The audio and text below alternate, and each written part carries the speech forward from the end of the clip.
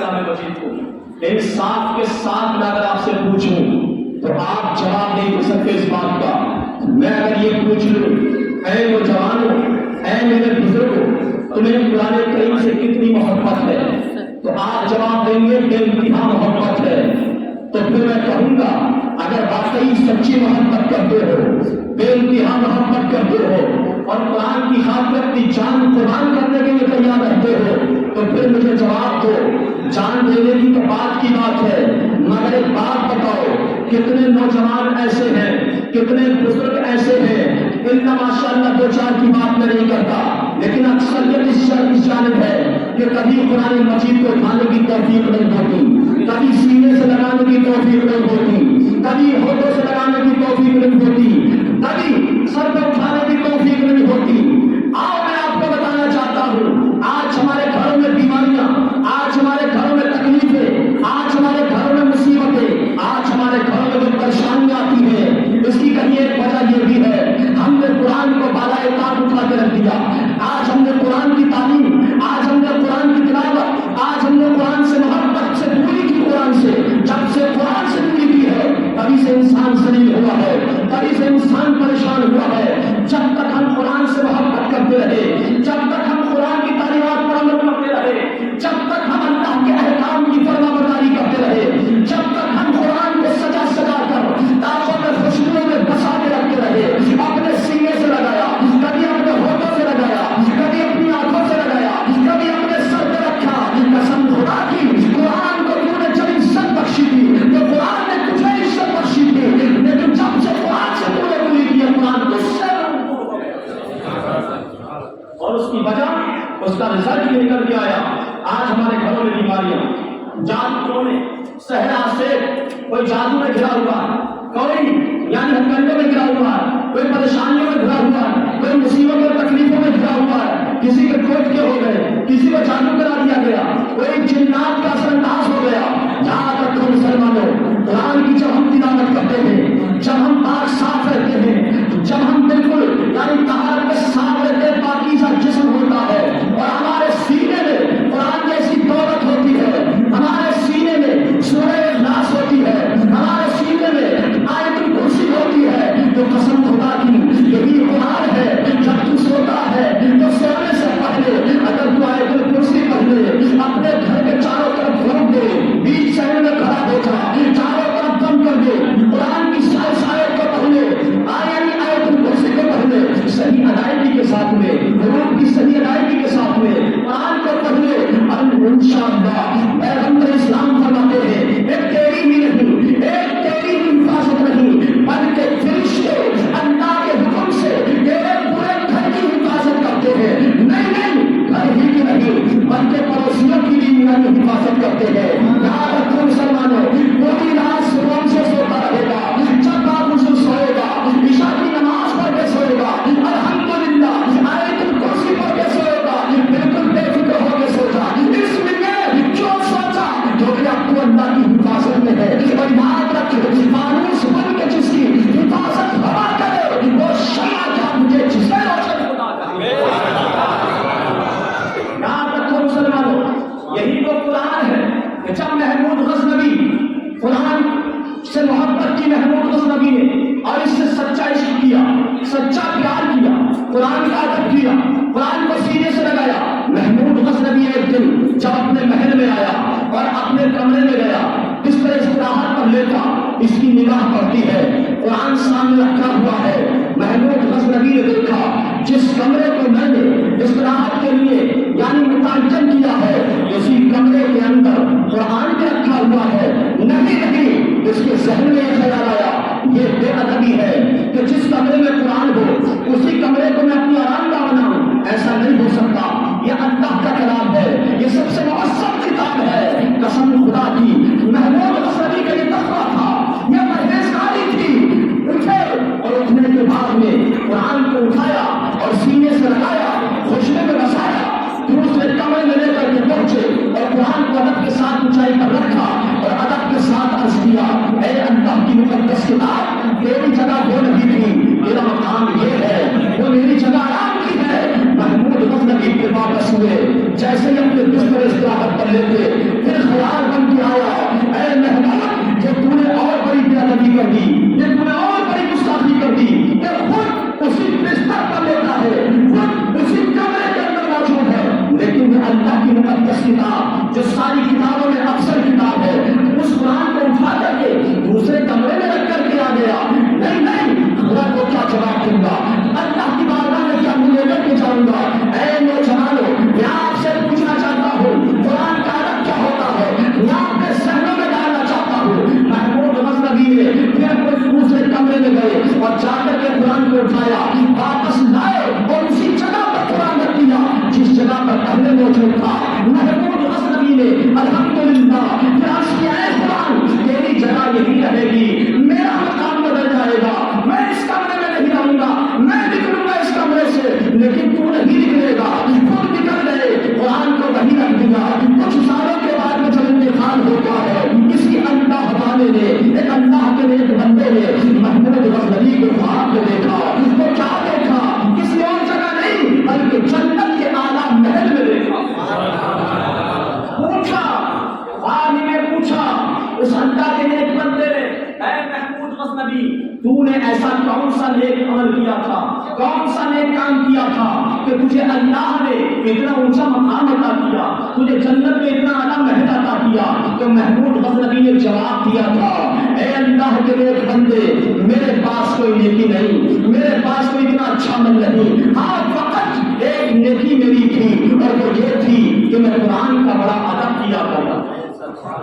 اللہ نے اسی کلام مقدس کے ادب کی وجہ سے آج مجھے یہ رتبہ عطا کیا، آج مجھے یہ اعلیٰ محل عطا کیا ہے۔ میرے بھائیوں، میں آپ سے یہ کہنا چاہوں گا، کیا ضرورت نہیں ہے اس بات کی کہ آپ اپنے بچوں کو قرآن پڑھائیں؟ کیا اس بات کی ضرورت نہیں ہے آپ خود قرآن کا ادب کریں؟ کیا آپ کی عمر چلی گئی؟ کیا بڑھاپے میں قرآن نہیں پڑھا جا سکتا؟ کیا تعلیم نہیں پائی جا سکتی؟ میرے نبی نے تو یہ فرمایا، ماں کی گود سے لے کر کے تب تک علم حاصل کرو، تو پھر شرمندگی کس بات کی؟ پوری کوشش کریے۔ آپ اپنے ہر کام میں کوشش کرتے ہیں، قرآن پڑھنے کی کوشش کیوں نہیں کر سکتے؟ اگر ہاں کوشش کے باوجود بھی آپ قرآن نہیں پڑھ پائے تو کم از کم اتنا تو کر سکتے ہیں، قرآن کو اٹھائیں، اسے چھوئیں، باوضو ہو کر اس کا ادب کریں، اس کو سینے سے لگائیں۔ قرآن میں چاہیں گے خواجہ اجمیری کی بارگاہ میں ایک نابینا شخص آ گیا، اندھا آ گیا، میرے خواجہ ہندوستان نے کچھ نہیں کیا، روتا ہوا آیا تھا۔ ہندوستان کے راجا نے سورہ فاتحہ کی تلاوت کی تھی، قرآن مقدس کی سب سے پہلی سورت ہے قرآن میں، یعنی سورہ فاتحہ الحمد شریف آپ نے تلاوت کی، اور تلاوت کرنے کے بعد میں اس کی آنکھوں پر دم کر دیا۔ اللہ اکبر، دم کرنا تھا، وہ نابینا بینا ہو گیا، ہو گیا۔ قسم خدا کی، آپ کہیں گے ہم تو سینکڑوں پھوکے ماریں گے، لیکن ایسا نہیں ہوگا۔ ہاں میں بھی کہتا ہوں نہیں ہوگا، اس کے لیے بہت کچھ کرنا پڑے گا، اس کے لیے رزق حلال کھانا ہوگا، اس کے لیے نمازی بننا ہوگا، اس کے لیے سچا بننا ہوگا، اس کے لیے اللہ اس کے رسول کا فرما بردار بننا ہوگا۔ میں آپ سے پوچھنا چاہتا ہوں، کتنے نوجوان اس مسجد کے اندر ایسے رکھے ہیں جن کو ابھی نماز پڑھنے کا طریقہ ہی نہیں آتا؟ میں دیکھتا ہوں بڑا افسوس ہوتا ہے، کسی کے پیر سجدے میں آسمان سے باتیں کر رہے ہیں اور کسی کے پیر میں پوری مسجد گھیرنے کا ارادہ کر رہے ہیں، یہ پیر یہاں گیا اور ایک پیر یہاں گیا، پورا آزادی کو لوگ جو گھیرنے کی کوشش کرتے ہیں۔ یہ ذہن کہاں سے لیا؟ کسی کو میں دیکھتا ہوں نیت یہاں تک ہاتھ لا رہا ہے اور نیت سینے کے اوپر باندھ رہا ہے، کوئی جو ہے بالکل رکوع میں جا بھی نہیں رہا، اور کسی کی حالت تو یہ ہے، میں نوجوانوں کو دیکھتا ہوں ٹی شرٹ پہن کے مسجد میں آتے ہیں، حالت یہ میں نے ایک نوجوان کو دیکھا اسی مسجد کے اندر ٹی شرٹ پہن کے جینس پہن کے نماز پڑھ رہا تھا، جب سجدے میں گیا اس کی ٹی شرٹ اوپر تھی اور جینس نیچے تھی، اللہ اکبر، جو حصہ ڈھکنا فرض ہے وہ بالکل آیا ہو گیا۔ بتاؤ تیری نماز کیسے ہو سکتی ہے؟ یہ نماز کے ساتھ کھلواڑ ہے، یہ نماز کا مذاق ہے۔ ایسی ایک شخص آیا تھا نبی کی بارگاہ میں، اور کچھ نوجوانوں کا تو حال یہ میں دیکھتا ہوں کہ نماز سے کھلواڑ کرتے، برا مت ماننا میرے بھائیوں، سچی بات کڑوی ہوتی ہے۔ میں نوجوانوں کو دیکھتا ہوں، امام صاحب پڑھ رہے ہوتے ہیں اور میاں بیٹھے ہوتے ہیں، باتیں چل رہی ہوتی ہیں، اور جب امام صاحب اللہ اکبر کہتے ہیں، ایک کو تبھی میں نے دیکھا کہ امام صاحب نے رکوع سے سر اٹھا لیا اور وہ بات رکوع میں گیا۔ نماز ہو گئی اس کی، تو گئی، کیا رکوع ہی نہیں پایا تو نماز کہاں سے ہو؟ میرے عزیزوں، یہ کیا طریقہ بنا رکھا ہے؟ امام صاحب کے ساتھ پہلی تکبیر سے شریک ہونا چاہیے، یہ مذاق ہے، یہ نماز نہیں ہے۔ کان کھول کے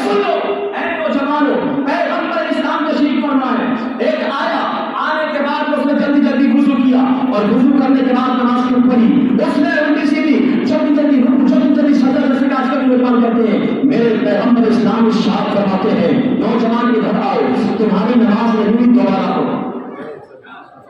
وہ دوبارہ گیا، پھر اس نے نماز ایسے ہی پڑھی اس کے انداز میں، میرے سرکار نے فرمایا نوجوان ادھر آؤ نماز دوبارہ پڑھو۔ پھر نماز پڑھی اس نے، پھر وہی طریقہ، پھر تیسری بار بلایا، پھر پڑھی، لیکن پھر آخر میں عرض کرتا ہے یا رسول اللہ آخر میری نماز میں کیا کمی ہے؟ سرکار نے یہ فرمایا نماز میں چوری نہ کرو، نماز میں چوری نہ کرو۔ جو صحابہ نے عرض کیا یا رسول اللہ چوری کیا ہوتی ہے؟ تو پیغمبر اسلام فرماتے ہیں چوری یہ ہوتی ہے رکوع صحیح سے نہ کرنا، سجدہ صحیح سے نہ کرنا۔ کتنے نوجوان ایسے گلے کے بٹن کھلے پڑے تو کھلے پڑے، کسی کی آستین اوپر تک چڑھی پڑی تو چڑھی پڑی، کیا مہربانی کرنے آتے ہو مسجد کے اندر یا اللہ کی عبادت کرنے آتے ہو؟ ایسی عبادت کرو گے؟ نوجوانوں ہمیں خود بھی سدھرنا ہوگا، ہمیں اپنی اصلاح کرنی ہوگی اور اپنے بچوں کی اصلاح کرنی ہوگی، ہمیں اپنے بچوں کو بتانا ہوگا اللہ ایک ہے، اس کے سوا کوئی معبود نہیں، یہ جیون خود کی پیاری ہوگی، اس کے رسول کی محبت ان کے سینوں میں آپ کو خوشی کرنی ہوگی۔ اپنے بچوں اور بچیوں کو یہ روشناس کرا دو، اپنے بچوں کو خود کی پلا دو کہ میرے بیٹے پوری زندگی گزار دے گا مگر ایک خدا کو مت بھولنا، جو ایک ہی خدا ہے ہمارا، اس کے سوا کوئی دوسرا خدا نہیں ہے۔ اے میرے بیٹے میرے لگتے جگر، اے میری بیٹی یاد رکھنا نماز اہم الفرائض ہے، تمام عبادات میں سب سے اہم نماز فرض عبادت ہے۔ میری بیٹی کان کھول کے سن لے، روزہ رمضان کے مہینے میں فرض ہے، زکات اگر تجھے اللہ مال دے تو فرض ہے، اور یاد رکھ میرے بیٹے حج بھی کرنا زندگی میں ایک بار فرض ہے، یہ ہمیں اپنے بچوں کو سکھانا ہوگا۔ میرے عزیزوں اپنے بچوں کو قرآن کی تعلیم دینی ہوگی، میں یہ نہیں کہتا آپ دنیا کی تعلیم نہ دلائیے،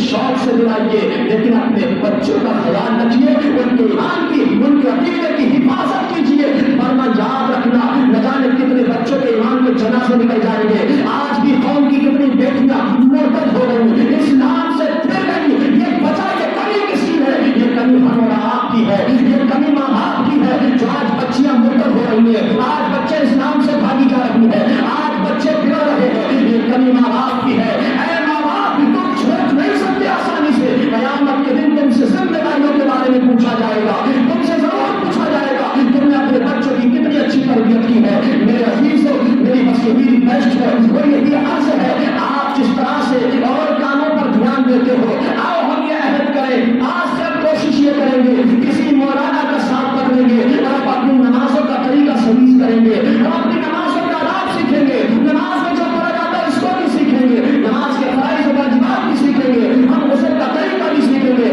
ہم وضو کا طریقہ بھی سیکھیں گے، ہم قرآن کی تعلیم بھی سیکھیں گے اور اپنے بچوں کو بھی سکھائیں گے، روزہ نماز اور زکات کے بارے میں ہم خود بھی عمل کریں گے اور اپنے بچوں سے بھی عمل کروائیں گے۔ یہ عہد یہاں سے کرتے جائیں انشاءاللہ، اگر ہم نے اپنے اندر یہ چینجنگ کر دی، بدلاؤ لے آئے اور ہم نے اپنی اسلامی زندگی گزارنا شروع کر دی، اگر ہم نے محبت رسول اور اللہ کی محبت میں اطاعت و فرمانبرداری کرتے ہوئے اگر زندگی گزارنا شروع کر دی تو یقیناً ہم ہی کامیاب ہوں گے، ہم ہی کامیاب ہوں گے۔ وللہ العزت ولرسولہ، عزت اللہ کے لیے ہے، عزت رسول کے لیے ہے، اور وللہ العزت ولرسولہ وللمؤمنین، اور عزت مومنین کے لیے۔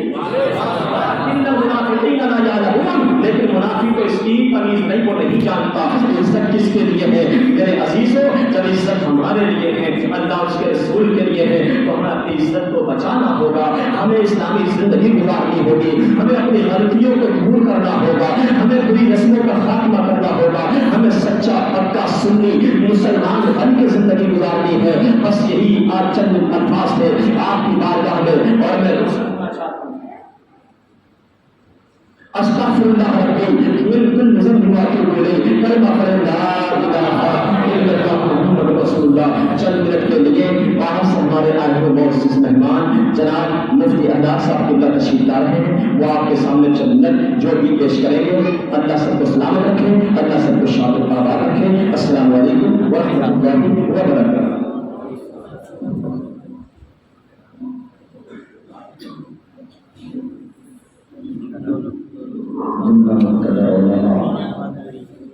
محترم سامعین، السلام علیکم ورحمۃ اللہ وبرکاتہ۔